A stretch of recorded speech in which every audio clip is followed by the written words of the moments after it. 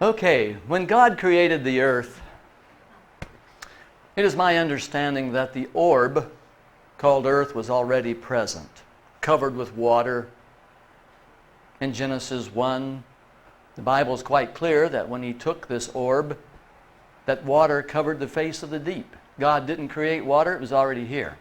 Now, let me rephrase that. He didn't create water during the 6 days of creating. It was already here. Everyone understand what I mean? He created this, yes, I'm not saying, but he could have created this 4.5 billion years ago. It was here. And he looked down around for a piece of rubbish and he said, there's one with water on it, I think I'll use it. You know, this is what you do when you go looking in your garage for something to work with. How many times have you turned trash into treasure? That's what God did when he created the earth. And my understanding is that how the sun, moon, and stars came to be on the 4th day is that this little piece of rubbish was over in a black hole. That's why on the 1st day he said, let there be light. Because there was no light. That would indicate darkness. And in the solar system there are black holes where rubbish is collected. So he goes over, looks in a black hole, reaches in there, takes one out, says, I'm going to work with this one. And he starts working and everything, and then he says, going to need a sun, moon, and the light from all the stars. And so he takes it and physically moves this orb over here and says, I want to put it in orbit around the sun. And that's what he did, and that's how on the 4th day, the sun, moon, and stars, he brought all the light from the stars to the earth so that we could see them. Because many of the stars are farther away than light could travel in 6,000 years of history, of our being here. So he just brought the light, everything, so that in our solar system and we can see. We've got things to see out there.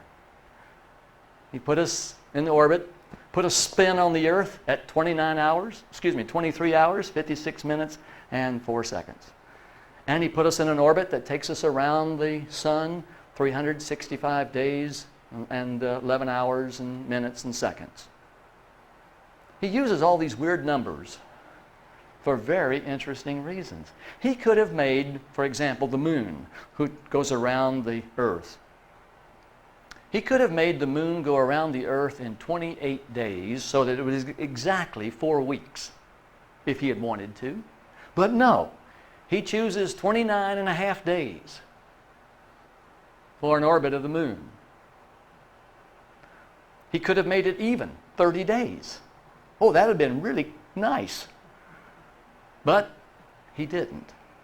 And there are reasons why he set the synchrony and the measurement of time in these crazy little numbers.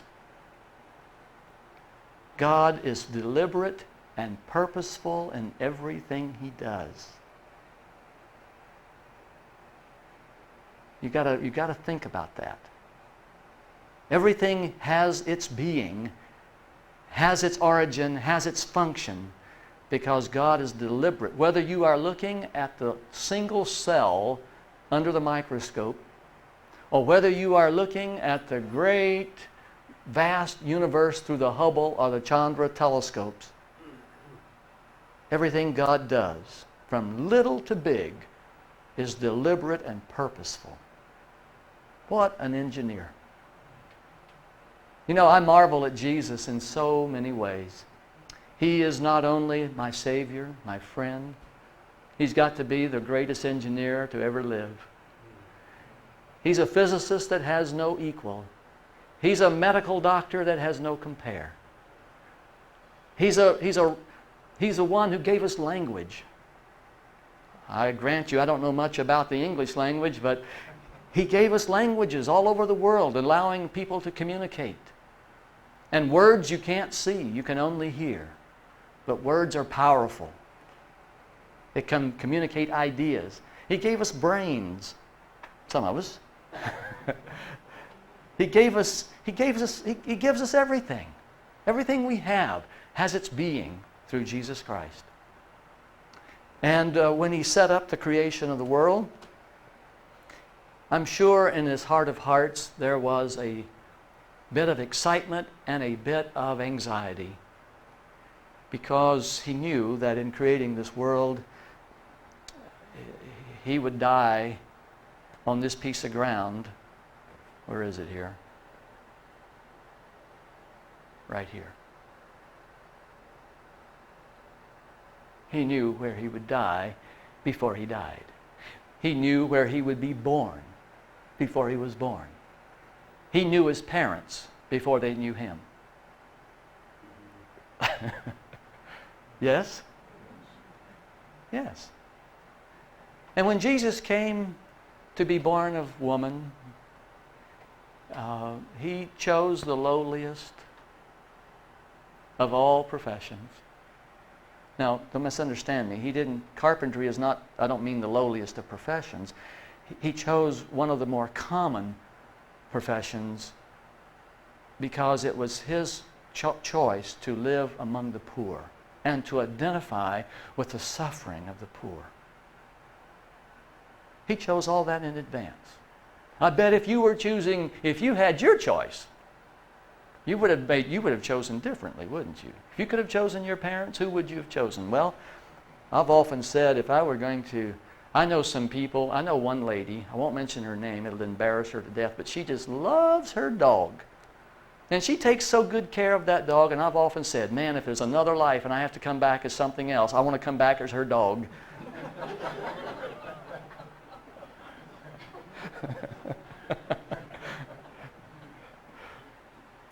When God created the earth, let's go to the computer screen here, and God set up the seventh day that he had been creating, and the seventh day is kind of a strange thing. The seventh day is just a space of time.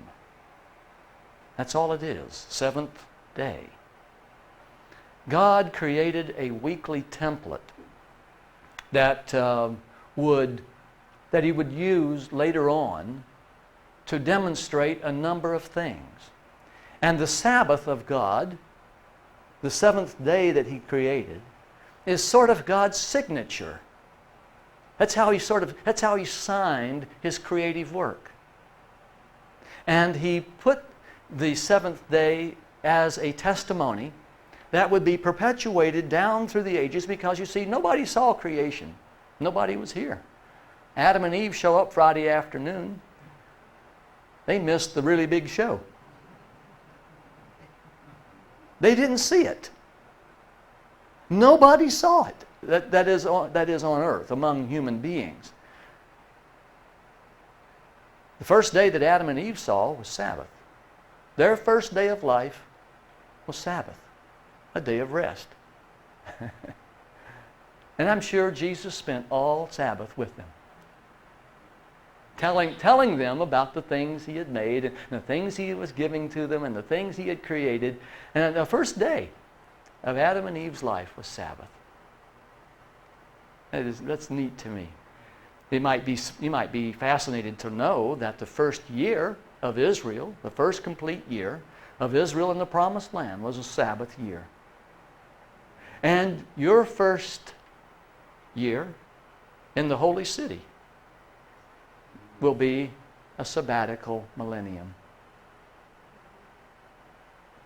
A day with the Lord is as 1,000 years, and your first day with the Lord will be the Sabbath millennium.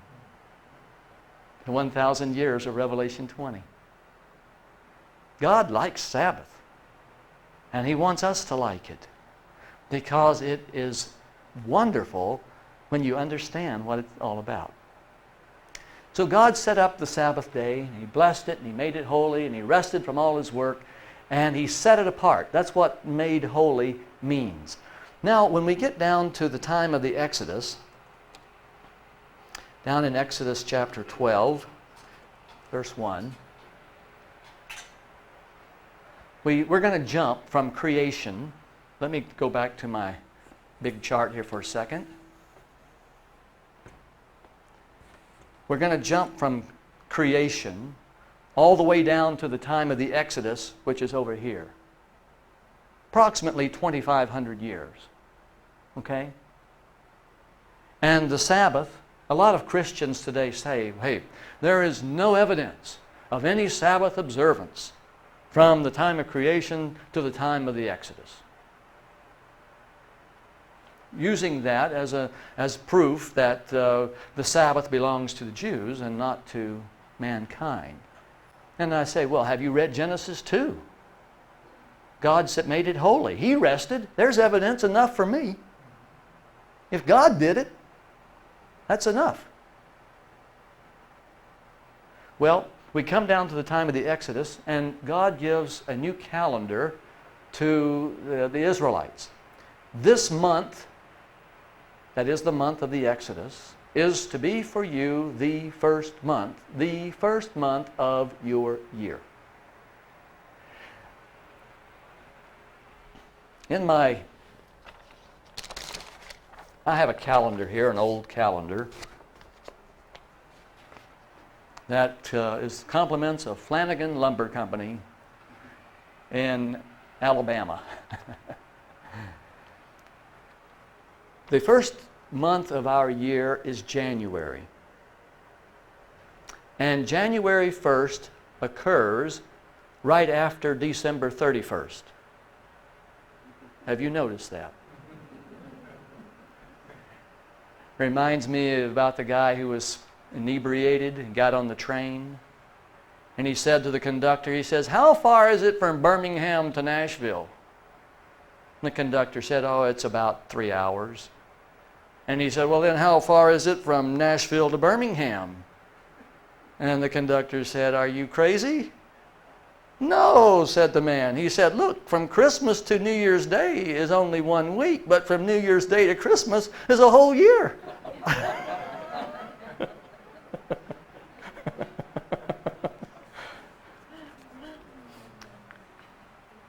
Our calendar that we use today was given to us by Julius Caesar, the great Julius Caesar. Around 45 BC, he had an Egyptian mathematician figure out the calendar. Caesar wanted to get rid of the use of the moon in calendation.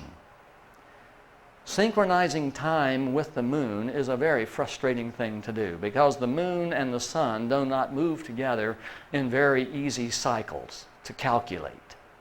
And so Caesar wanted a calendar that was completely cut free of the moon.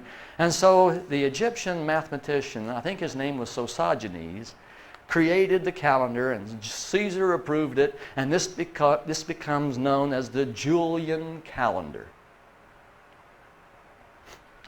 The way the calendar is set up is that we have a process called synchrony. The word synchrony means alignment. That's alignment. And so we align the months of the year in a way that they always stay in their relative position with the sun. For example, the equinox. It was decided, Caesar wanted a calendar. The Jews had a calendar that started in the spring. The Medes and the Persians had a calendar that started in the fall. The Egyptians had a calendar that started in the summer. And Caesar wanted one that started when no one else had one that started. So he chose winter. But even though he chose winter, there still rests a question of synchrony. What is the calendar synchronized to? And the answer is the equinox. Twice a year, once in the spring and once in the fall, we have what's generally understood to be an equal time of daylight and an equal time of nighttime, darkness. It's called equal. Equinox is Latin for equal night. Day, night, both 12 hours approximately in length. And March 21st was decided the date of the equinox, and so the calendar, even though it starts in January, in the middle of winter, connected to nothing, ultimately the calendar is synchronized with March 21st.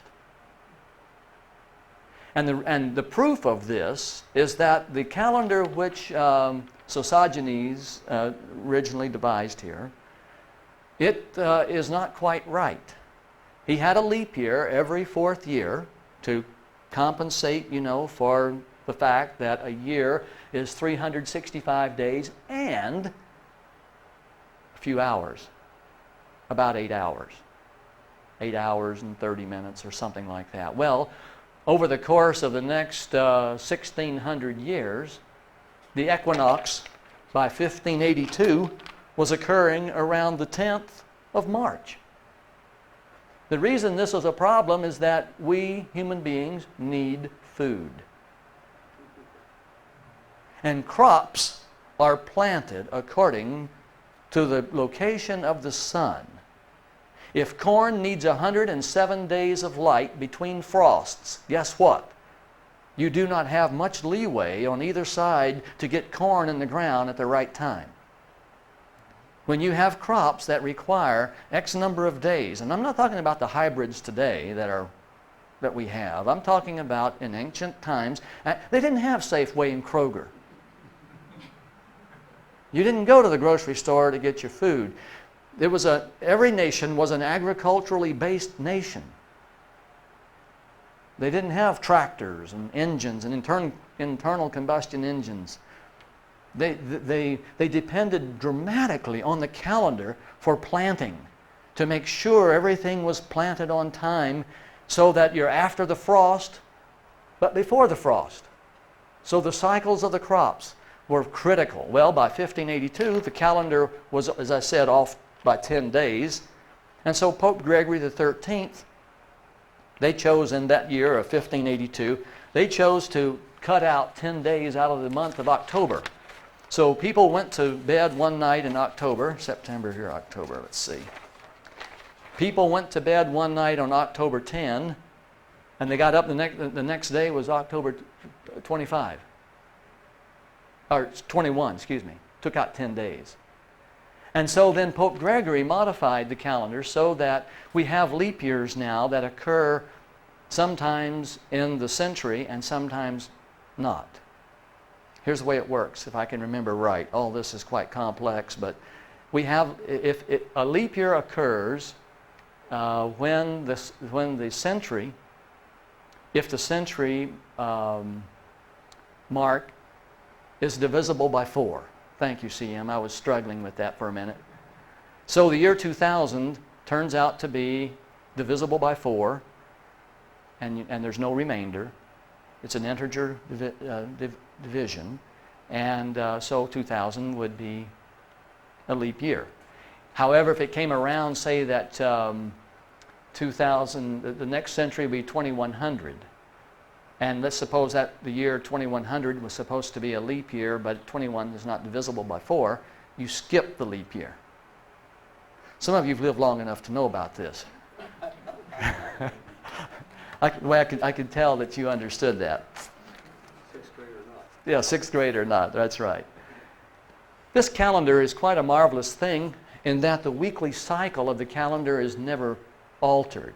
We think nothing of beginning a new month on a day of the week in the middle of the week. For example, in the year 2000, the first day of New Year's Day was a Saturday, 7th day of the week. The weekly cycle is never altered. Now, in God's calendar, there are some similarities. Let me try to show you on the overhead here. When God set up His calendar, here's the sun. This is long before Julius Caesar. We're going back to Adam and Eve. When God set up His calendar, He set up the year to occur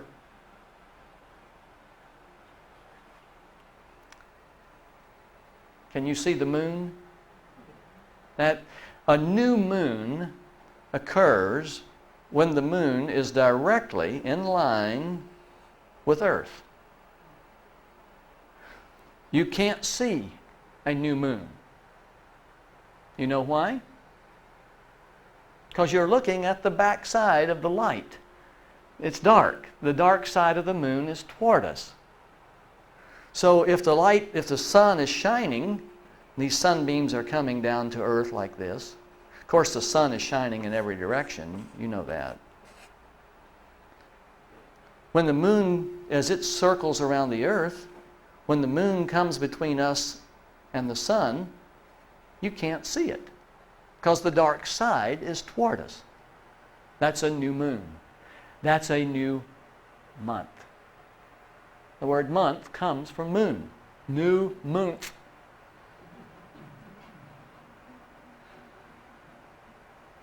If you were a Native American and you said, "I will see you in 3 moons," what would you mean? 3 months. Now, for the moon to go around the earth, let's get this up here. And for the moon to make one complete orbit around the earth takes 29.53 days. So that means you have a problem. You can't start a new month in the middle of a day.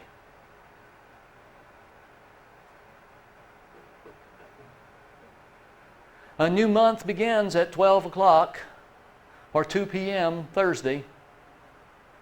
You can't count time that way.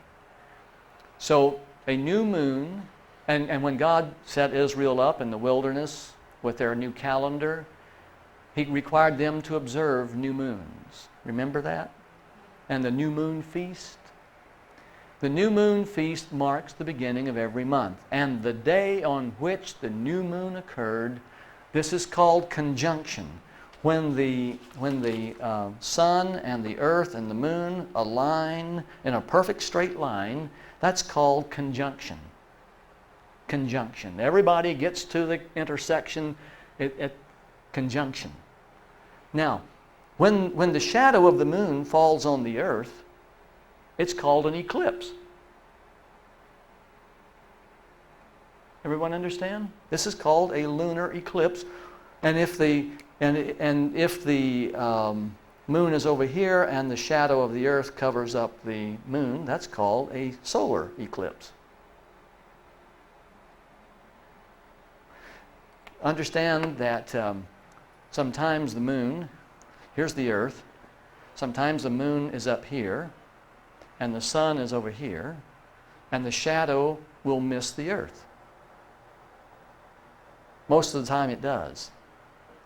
But sometimes the alignment will be just right so that the shadow falls on the earth and the eclipse is seen for a few minutes on the earth. Just like my hand shadowing the earth. When the moon is between the sun and the earth, the shadow falls here. But there's no shadow falling on the earth right now because the alignment is not the same. But a new moon is between, as you were looking down from the top, you would see that alignment, conjunction. This all sounds very complicated and very complex, but I want to remind you that God is purposeful and deliberate in everything He does, and there's a reason for this. When God set up His calendar, He set it up so that the new moon marked the first day of the new month. And so that would be day 1, then day 2, day 3, 4, and so on. By the time we get to day 14, what do we have on the 14th day of the month? Full moon. And what is a full moon? A moon whose front side is totally bright. And so we have on this side of the cycle a waxing moon, and over here we have a waning. Not waning outside, a waning moon. The moon is growing, and then the moon is declining. The light of the moon. And the moon became, and the ancients used the moon like we use a watch. They could tell what day of the month it was by looking at the moon. They depended on it that intimately. And the fact is, the night of the Passover, was the end of the 14th and the beginning of the 15th, and the Exodus occurred on a full moon.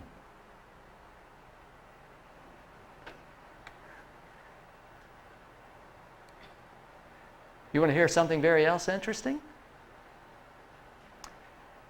Every now and then, when you look at the synchrony of God's calendar and the relationship of the moons, the 42 months in Revelation 13:5 of persecution that's coming upon God's saints, the 42 months are 42 moons. And the 42 months will begin on a new moon. The 42, God's synchrony. A month with God always begins with a new moon. God doesn't use the Julian calendar. You might be surprised to know that. God's calendar precedes the calendar of Julius Caesar. God's calendar is not limited to the calendar of men. God's timing, God's calendation is based on this original synchrony which He put at creation. What is the seventh day based on? What synchrony? What is the seventh day here aligned with? Creation. The Sabbath of creation. The day is the origin of the day and its synchrony, the origin of the month and the origin of the year. God has His synchrony for each of these events. Our year is aligned with God's year is aligned with the first new moon on or after the spring equinox.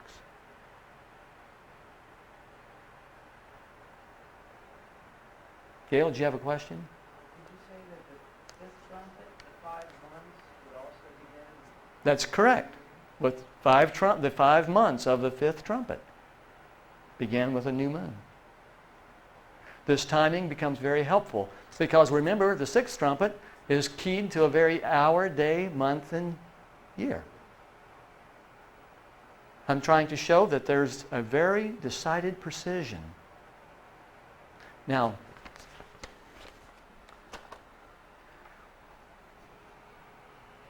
notice at the time of the Passover,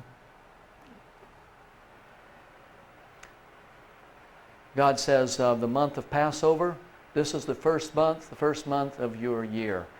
God sets a whole new calendar in operation with days, months, weeks, years, and everything that are fully synchronous with His work at creation. And the reason I know this is because when we get to Exodus 16, that's where the manna test occurs. Remember, the manna test is to see if they will not go out on the seventh day to pick up the manna. Remember that? This is quite a while before the giving of the Decalogue. God is testing them on His Sabbath even before He speaks the 10 Commandments. That's an interesting point to me. Because the synchrony of God's Sabbath, and the only thing that makes that day holy is that God made it holy at the time of creation. And so the synchrony of the calendar, the synchrony of the weekly cycle finds its origin at creation. The weekly cycle is nowhere in nature. It's only in our minds. Nothing in nature synchronizes with the weekly cycle. It's only in our heads. The knowledge that Noah carried on the ark of the weekly cycle was one of the most important things he took on there.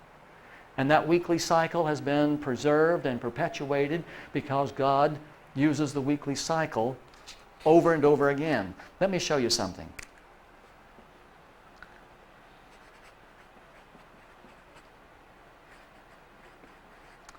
I want to show you that God has 7 uses of the weekly cycle in the Bible.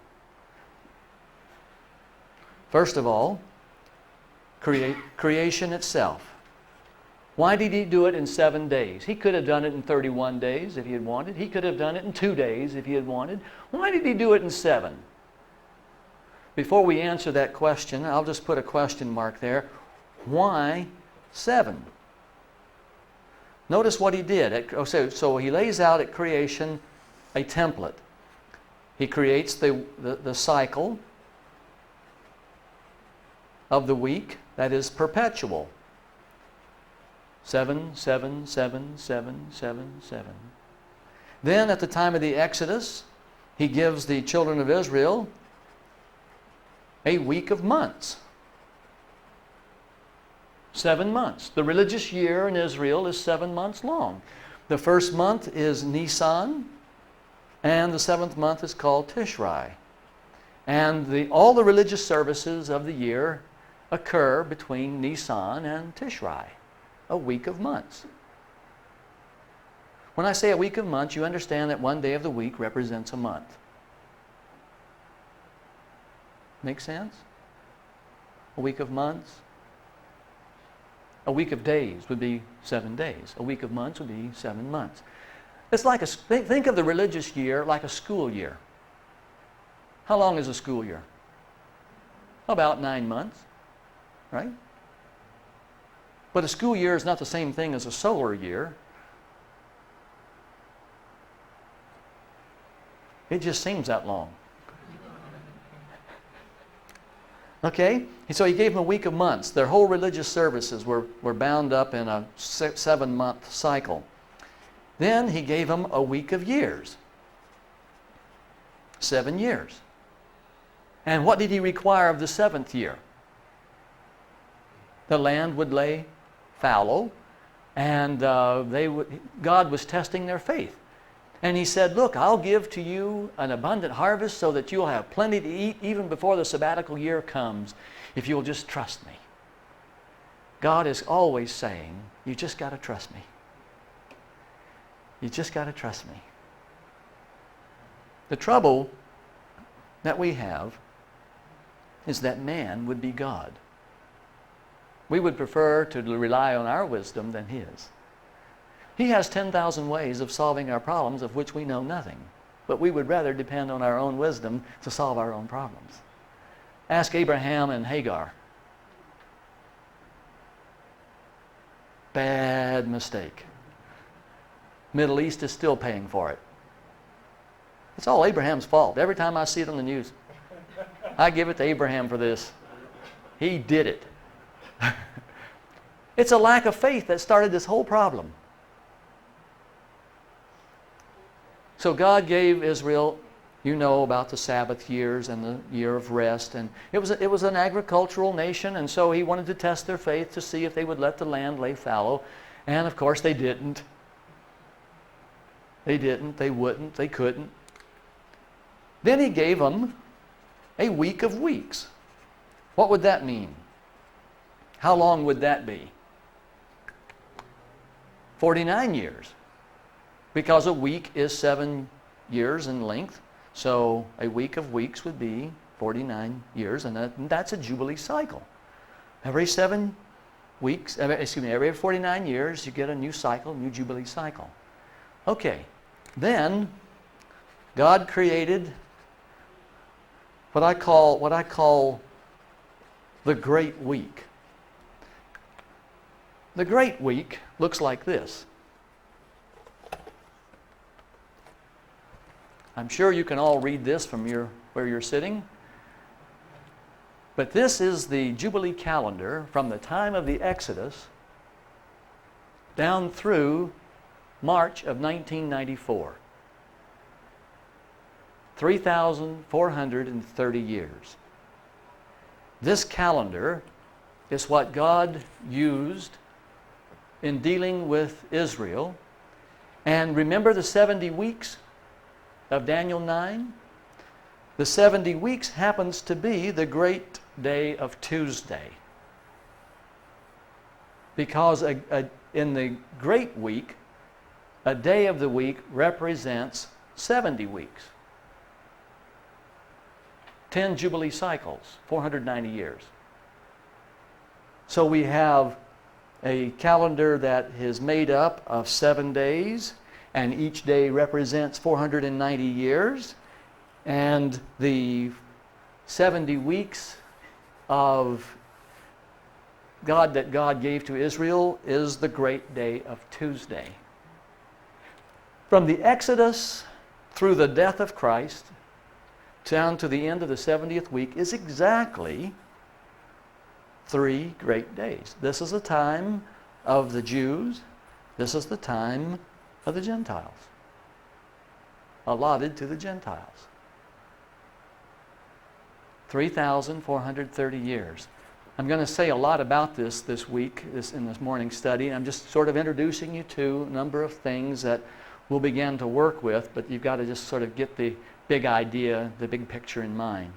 And the precision of this calendar and the appearing and death of Jesus right on time is amazing. Just amazing. And the decree to restore and rebuild in the Jubilee year of 457 BC happens right on time.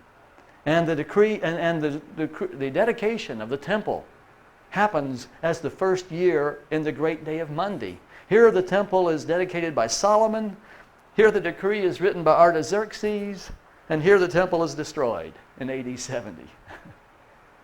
It's really interesting when you look at the whole history of the Great Week. And the Great Week sits inside of the Grand Week. And that's the 7th.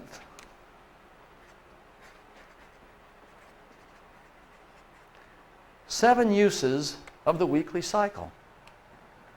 And all these time periods link in and hook together and synchronize together, showing what God intended to do when He reached in that dark hole and took out this little piece of rubbish.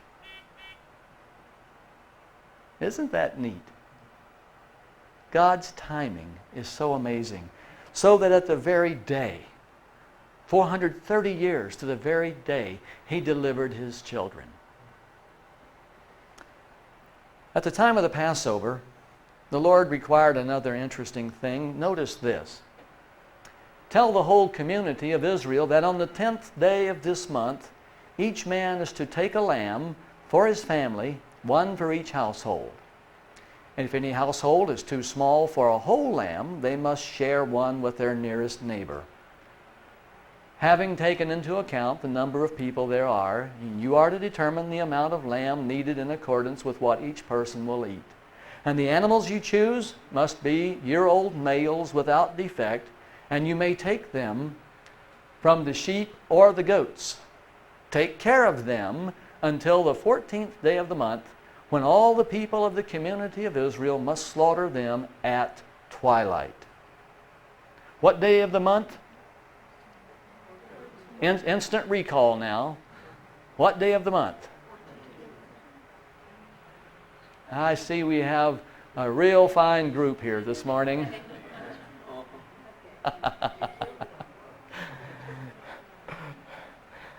The 10th day of the month, the lamb or a goat, 1-year-old perfect male, was to be separated from the flock.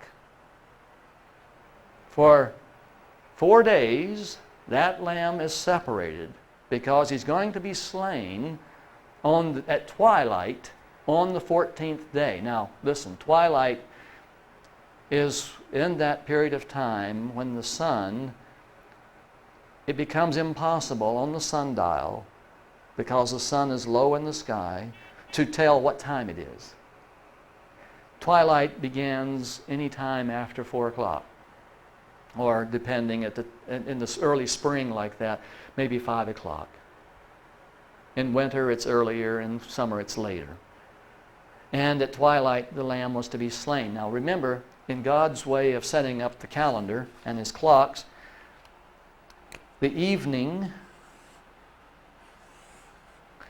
this is darkness, this is light. This is one day. The evening and the morning are one day. Evening, morning, evening, morning, evening, morning. And as the Lord, the twilight, this is twilight right here. Let me highlight that so that you can see where twilight belongs.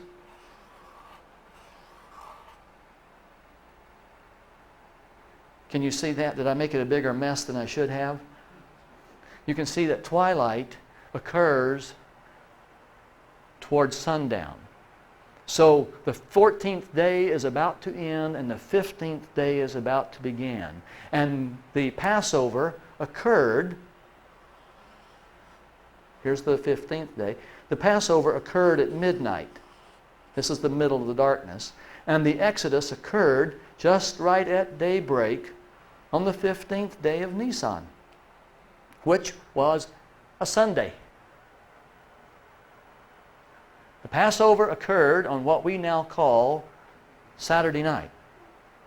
It occurred on what God calls Sunday night, because with God, Sunday night comes before Sunday morning. But we're kind of backwards today, more ways than one. Here's an interesting thing. Go back to the computer here. Tell the whole community of Israel that on the 10th day of the month, this lamb is separated from the herd. Remember? You know why God had them do this on the 10th day? Remember, God does things multi-purpose. Everything He's got multiple purposes. He did it for a couple of reasons. One, so that they could get prepared, and for ages to come and for years to come as they observe Passover, that the lamb would be ready. It was a preparatory step. God wanted this remembered, not forgotten. But there's also another interesting reason. Because it was on the 10th day of the month, in the year AD 30, that Jesus, the Lamb of God, was set apart by Mary Magdalene when she anointed Him with a perfume. The setting apart of the Lamb. The word anointing means to set apart. The timing that God has in mind, the purpose that He has in place. I'm going to say more about the Passover. I only have a couple of minutes. I want to just bring this to an end with a couple of thoughts for you. The Passover is what made Israel a nation. They were slaves, they were servants, and now by the mighty power of God they became a nation with their King of Kings as their king. God gave the Passover as an object lesson of things that are to come. Look, understand that the Passover is a parallel of the judgment at the end of the age. God is going to pass over every human heart and see if the blood of the Lamb has been applied. There's a judgment. The death of the firstborn was a pointing forward to the fact that God would give the blood necessary in His own Son, the firstborn, to pay the penalty for our sins. The deliverance from bondage is a parallel of our deliverance from this bondage of sin. God wanted Israel to look at the past. See, God, He knows the end. And so He sets this Exodus up in such a way that it's full of prophetic import. So that as they study it and as they look at it and as they look at what the prophets are going to say in the ages to come, they can begin to form the picture of what God's plans are, because God doesn't repeat Himself very often. He speaks and He has it written down for us to go and examine. He doesn't come down and speak every other day. He says it once and He has it written down, and it's there for you to take it or leave it. And those who are wise, the fear of the Lord is the first smart thing you can do in life. That's the beginning of wisdom. Fear of mother was second.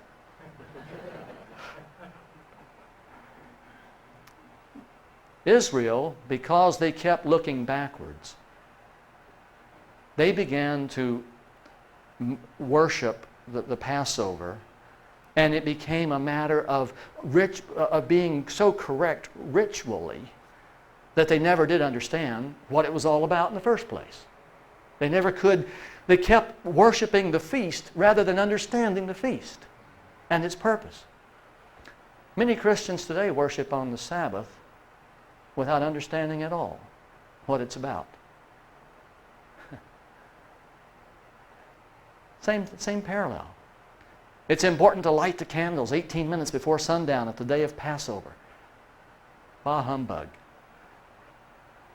It's important to understand the big picture of what God's trying to do. And the observance of Passover is a wonderful experience if it's understood in its context. Obviously today, since Christ brought an end to these shadows, we don't need to observe the Passover, but we need to understand the Passover, and we have all the pieces necessary now to understand it. And I don't fault those who want to get together at the time of Passover to review and study these things. Fine, fine. But I do have a problem when they try to make it a moral obligation. I don't have a problem with people meeting on Wednesday night and calling it prayer meeting. But I do have a problem if they make it a moral obligation. My point is that God sets up these things for us to understand because they reveal what He's about to do. They explain how the process works. And His timing knows no haste and it knows no delay. And so as we leave for this study this morning, I just want you to leave with this thought in your mind. God's clock is ticking. The very hour, day, month, and year that He has set by His own authority. All of these things will come to pass. You can't stop it. You can't thwart it. You can't prevent it. It's coming. And the good news is, at the end of this chain is the second coming. Let's stand for the benediction.